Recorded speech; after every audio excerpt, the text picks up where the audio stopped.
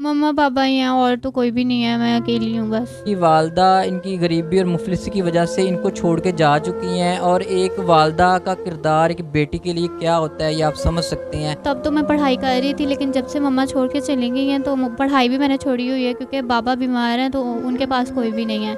बुरी नज़रों से देखते हैं कि इनकी मम्मा इनको छोड़ के चली गई, क्या वजह हुई है, लेकिन ये है कि मोहल्ले में निकलना भी मुश्किल हुआ हुआ है। अस्सलाम वालेकुम नाजरीन, आप देख रहे हैं टू ज़ी पाकिस्तान और मैं आपका अपना मेज़बान ज़ुबैर राजपूत। तो नाजरीन एक और स्टोरी लेकर हाज़िर हुए हैं और इनसे बात करते हैं कि हमारे साल 16 साला बहना एक मौजूद हैं जिनका नाम कंवल है, और इनकी स्टोरी क्या है और हम इनकी स्टोरी इन्हीं से जानते हैं, और कि ये क्यों मीडिया पे आने पे मजबूर हो चुकी हैं, और इनसे बात करते हैं कि इनकी क्या स्टोरी है, क्या ऐसी मजबूरी है कि ये 16 साल की एज में मीडिया पे आने पे मजबूर हो गई हैं। अस्सलाम वालेकुम। वालेकुम अस्सलाम। आपने हमें ऑफ कैमरा बताया कि मेरी वालदा जो है छोड़ के जा चुकी हैं, तो अब हमारे नाज़रीन को बताएंगे कि आपकी वालदा किस वजह से छोड़ के आपको गई हैं। हमारे माली हालात कुछ बेहतर नहीं थे, और बाबा से भी मामा का एक दो दफ़ा झगड़ा हुआ है कि अखराजात इसी मतलब काम में है हमारे। तो मामा ने इस तरह एक पापा से भी एक दो दफ़ा झगड़ा किया है, तो फिर बाबा को अचानक उन्हें एक बीमारी लग गई। आपके बाबा को क्या बीमारी है, क्या मसला है? बाबा को ब्लड कैंसर है। ब्लड कैंसर है, अच्छा। जी। तो आपकी वालदा, आपने बताया कि गरीबी मुफलिसी की वजह से और आपके वालिद का वो इलाज नहीं करवा सकी, तो वो मतलब हाथ खड़े करके चली गई हैं, आपको छोड़ के चली गई हैं। आपकी फैमिली में आपकी मामा और बाबा के अलावा कौन और कौन है? मम्मा पापा ही हैं और तो कोई भी नहीं है, मैं अकेली हूँ बस। अच्छा, आप अकेली हैं, कोई बहन कोई भाई? नहीं, कोई भी नहीं है, मैं अकेली हूँ। मतलब आप इकलौती हैं अपने माँ बाप की, और आपकी वालदा छोड़ के जा चुकी। नाजरीन आपने देखा है कि इनकी वालदा इनकी गरीबी और मुफलिसी की वजह से इनको छोड़ के जा चुकी हैं, और एक वालदा का किरदार एक बेटी के लिए क्या होता है ये आप समझ सकते हैं कि औरत औरत का दर्द समझ सकती है कि बेटी कुछ इनको कोई मसला होगा तो शायद ये अपने बाप को बताते हुए, कुछ चीज़ें ऐसी होती हैं अपने बाप से शेयर नहीं कर सकती, लेकिन माँ एक ऐसा लफ्ज़ होता है कि बेटी अपनी माँ से हर चीज़ को शेयर कर सकती है, बात कर सकती है। लेकिन नाज़रीन की माँ इनको छोड़ के जा चुकी हैं। अच्छा, आपकी एज आपने बताया कि मैं 16 साल में हूँ, तो आपका अगर वालिद बीमार हैं, वालदा छोड़ के जा चुकी हैं, तो घर के जो आप अखराजात हैं या घर कैसे खाना पीना कैसे चल रहा है आपका? बाबा पहले ठीक थे, तो वो कारोबार काम भी करते थे। अभी यहाँ से आगे मतलब सेविंग्स भी आपकी ख़त्म हो चुकी हैं, और आपके बाबा का आपने बताया कि ब्लड कैंसर का आपने बताया है, तो आपने इनका कोई इलाज करवाने की कोशिश नहीं की, कहीं लेके नहीं गए? इलाज एक दो हॉस्पिटलों में चेकअप भी करवाया है, लेकिन उन्होंने कहा शौकत खानम हॉस्पिटल में लेके जाएं, तो वो तो महंगाई बहुत है। डॉक्टरों ने टेस्ट बताए हैं, जो कि टेस्ट 20,000 का है, तो हाँ। एक टेस्ट 20,000 का है? जी। तो अभी मतलब आपके पास टेस्ट करवाने के भी पैसे नहीं? नहीं, हमें बस रोटी खाने के लिए, 2 वक्त की रोटी खाना ही बहुत मुश्किल है, तो टेस्ट हम कहाँ से करवाएं। तो अभी आप कंवल मतलब 16 साल की हैं, तो आप ही जब मतलब अब ज़ाहिर है घर का तो आपने चलाना है, आपके बाबा बीमार हैं, तो आप घर को अब क्या प्लान किया, आगे का क्या सोचा आपने कि घर को कैसे सरवाइव खुद को करना है, और जब आप माशरे में निकलेंगी तो क्या आप सोच रही हैं इस बारे में?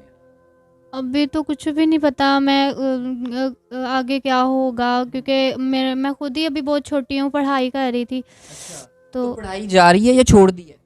मम्मा थी जब, तो तब तो मैं पढ़ाई कर रही थी, लेकिन जब से मम्मा छोड़ के चली गई हैं तो पढ़ाई भी मैंने छोड़ी हुई है, क्योंकि बाबा बीमार हैं तो उनके पास कोई भी नहीं है। तो कमल जब बाबा बीमार हैं आपके, जब वो तकलीफ़ में होते हैं, तो वो मेडिसिन वगैरह का क्या सिलसिला है, कैसे कर रही हैं?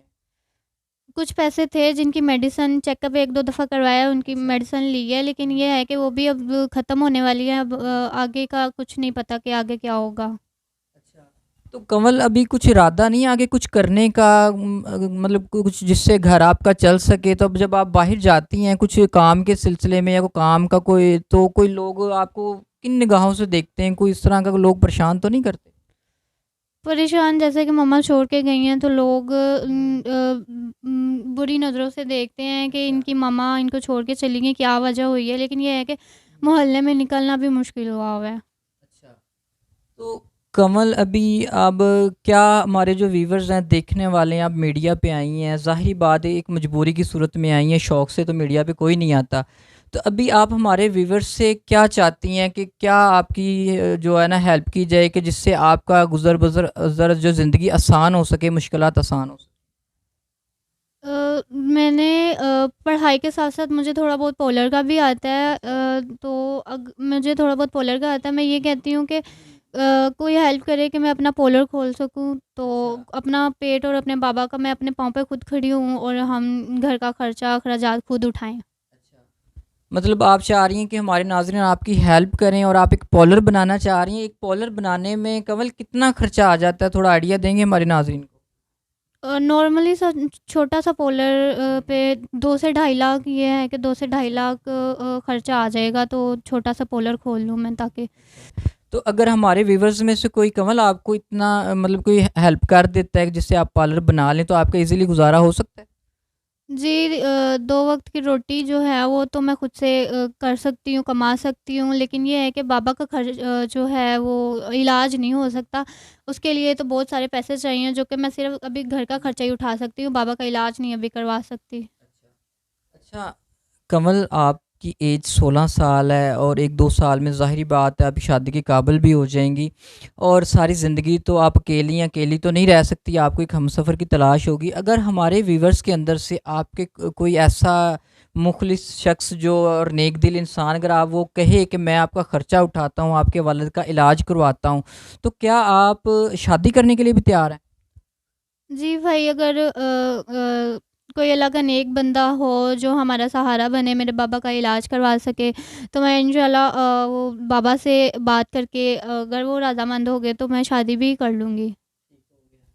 تو ناظرین آپ نے دیکھا، کول کی سٹوری دیکھی ہے، اور ناظرین اس طرح کی سٹوریز ہمارے پاکستان میں بھری ہوئی ہیں، جو حالات ہو چکے ہیں اور جو ہمارے یہاں پہ نظام چل رہا ہے.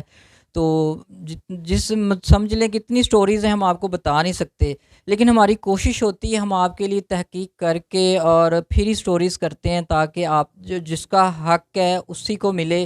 اور آج کل آپ کو پتہ ہے میڈیا پہ فیک سٹوریز بہت چل رہی ہیں، لیکن ہم نے یہ خود یہ تحقیق کی ہے کہ یہ بالکل رائٹ کہہ رہی ہیں، صحیح کہہ رہی ہیں، اور ہم ان کے پاس موجود اور ساری ہم سچویشن کو سمجھ رہے ہیں اور جانتے ہیں. تو آپ سے ریکویسٹ کروں گا ان کی زیادہ سے زیادہ ہیلپ کی جائے تاکہ یہ اپنے 2 وقت کے کھانا ایزیلی کھا سکیں اور اپنی مشکلات کو آسان کر سکیں اور اپنے بابا کا علاج کروا سکیں. تو ناظرین مزید سٹوریز دیکھنے کے لیے ہمارے چینل کو سبسکرائب کریں، شیئر کریں، دعاؤں میں یاد رکھیے گا، اپنا خیال رکھیے گا. اللہ حافظ.